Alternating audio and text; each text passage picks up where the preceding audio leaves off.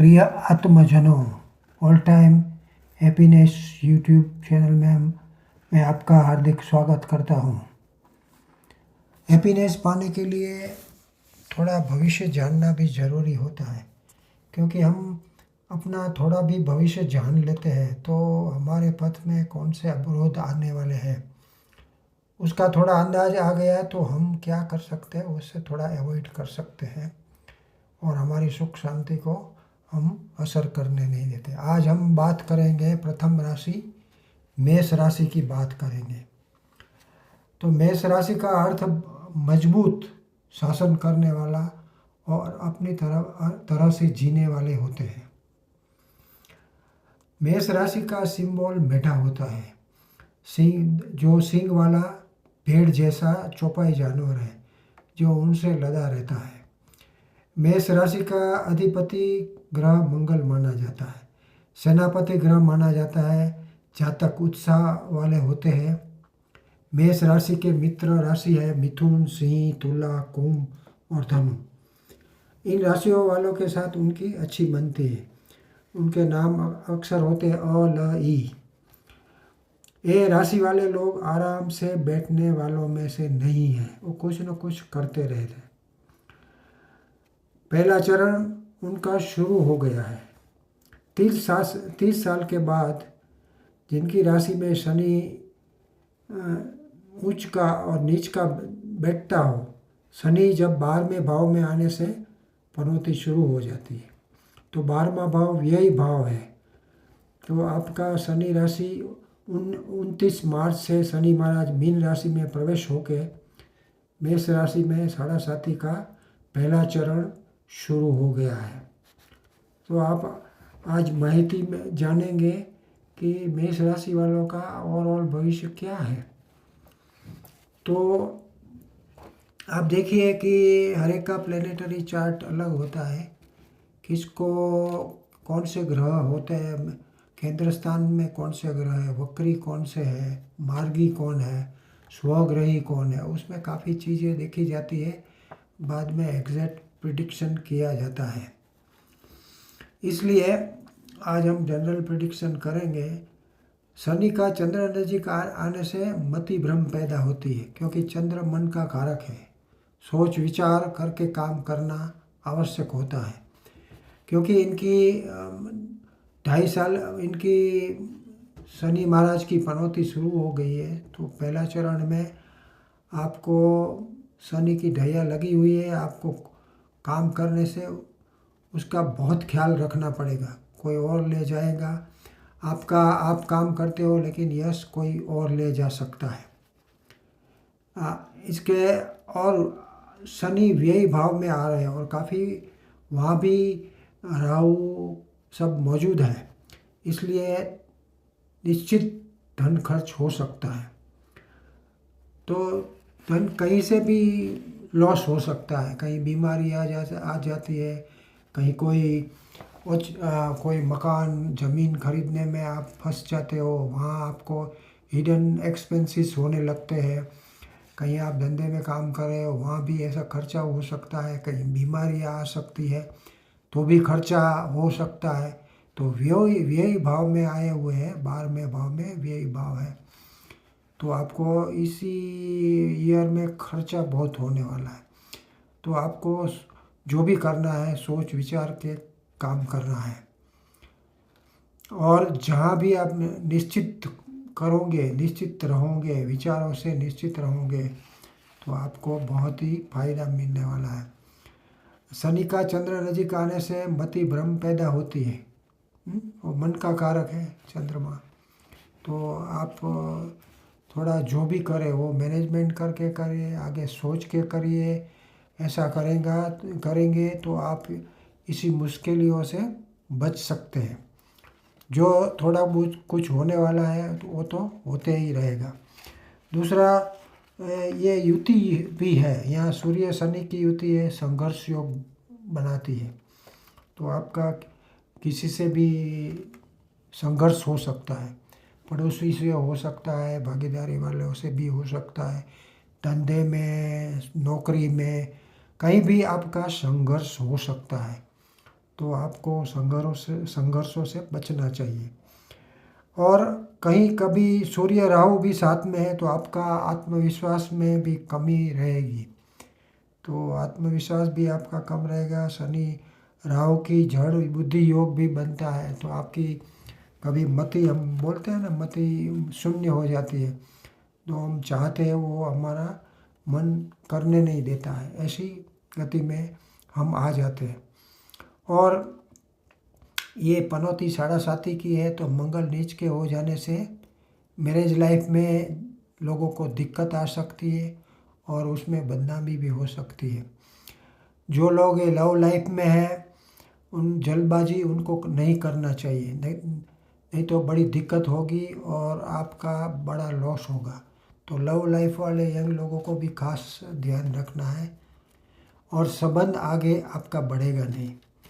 विद्यार्थी लोगों को मन पढ़ाई में लगेगा नहीं, और ऐसा आपको सोचना है कि चलो अभ्यास छोड़ दें और कहीं मीडिया और किसी और सोशल मीडिया में चले जाए जहाँ बहुत पैसा मिलता है, ऐसा सोचना आ सकता है।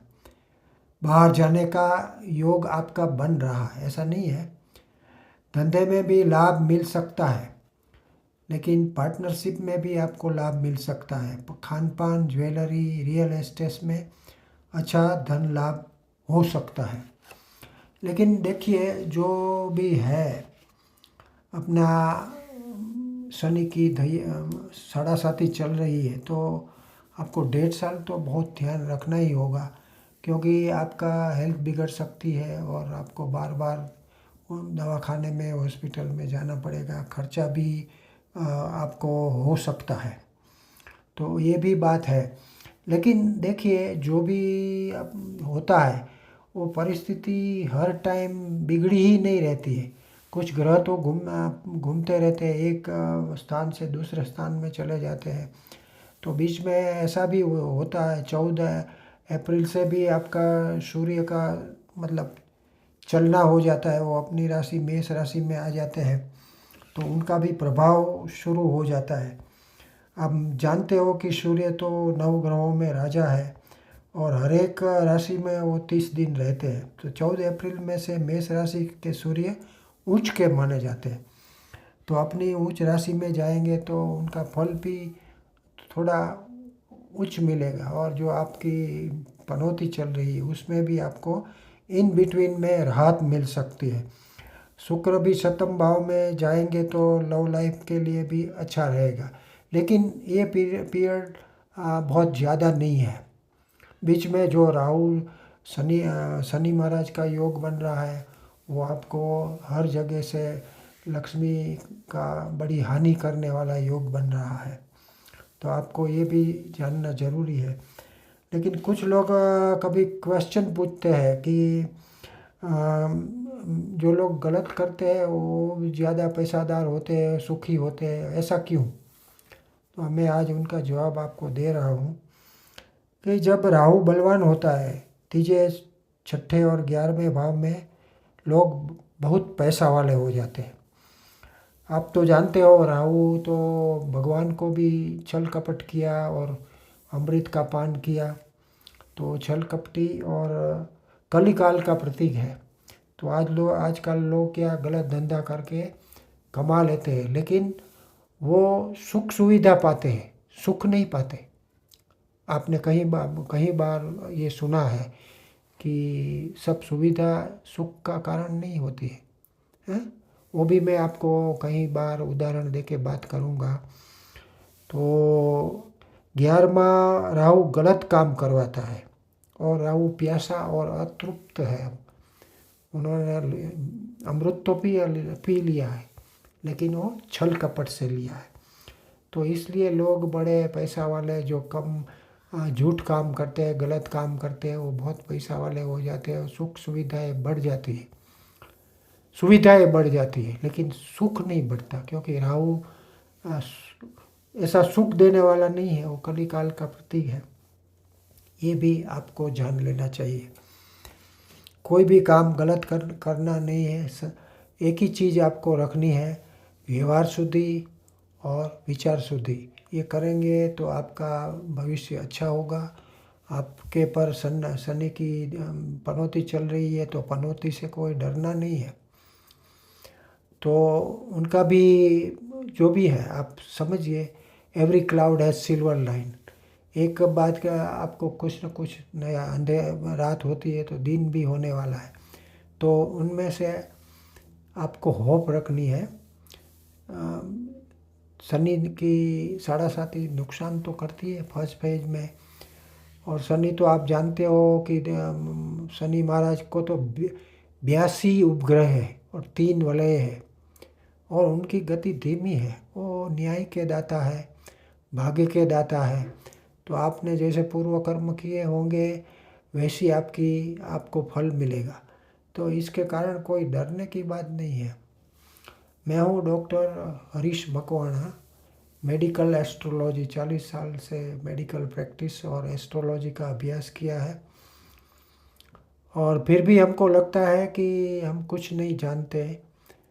तो आप हमारा वीडियो लास्ट तक देखिए, तो आपको कुछ न कुछ जानकारी मिलेगी उनके बारे में। और लाइक और सब्सक्राइब कीजिए यूट्यूब चैनल को, तो आपको और मेष राशि के बारे में जानने मिलेंगे, और राशि के बारे में आपको बड़ी जानकारी मिलेगी। और कहीं कहीं मेरे जीवन में जो भी सत्य घटनाएं घटी है उसके बारे में भी मैं अगले वीडियो में बात करता रहूँगा, कुछ न कुछ प्रसंग आपके साथ शेयर करता रहूँगा। तो आप सुनते रहिए। और ये जो परेशानियां हैं वो परमानेंट तो होती नहीं है, इसलिए उसका उपाय भी मैंने बताया है कि व्यवहारिक उपाय है और ज्योतिषी भी उपाय है। व्यवहारिक उपाय में तो आपको क्या है कि नियमित होना है, खान पान रहन में नियमित होना है, पूजा पाठ करना है। थोड़ा सा आपकी मति भ्रम हो जाए तो थोड़ा ध्यान करिए, योगा कीजिए, माला कीजिए, अनुष्ठान कीजिए, उपवास कीजिए, तो ये बड़ी बात है। और ज्योतिषी उपाय में तो आप सवेरे सूर्य महाराज को अर्पण कीजिए, वहाँ जल का अर्पण कीजिए, और सबसे अच्छा तो हनुमान जी महाराज की पूजा अर्चना कीजिए। मंगलवार शनिवार को आप हनुमान जी महाराज का व्रत रखिए और हनुमान जी महाराज का मंत्र कीजिए, 108 माला कीजिए, तो भी उनसे बहुत लाभ मिलता है। लेकिन हनुमान जी महाराज की जो पूजा पाठ करनी है तो आपको विचार शुद्धि और आचार शुद्धि की बड़ी आवश्यकता होती है। इसके बिना हनुमान जी महाराज जल्दी, ऐसे हनुमान जी महाराज बहुत सरल है, लेकिन फिर भी उनके अनुसार हमने कुछ नहीं किया तो हमको उतना लाभ नहीं मिलेगा। तो जो भी कुछ हो रहा है उसमें अच्छा भी है। जैसे शुक्र सप्तम भाव में आ जाएंगे तो आपको अच्छा लाभ मिलेगा।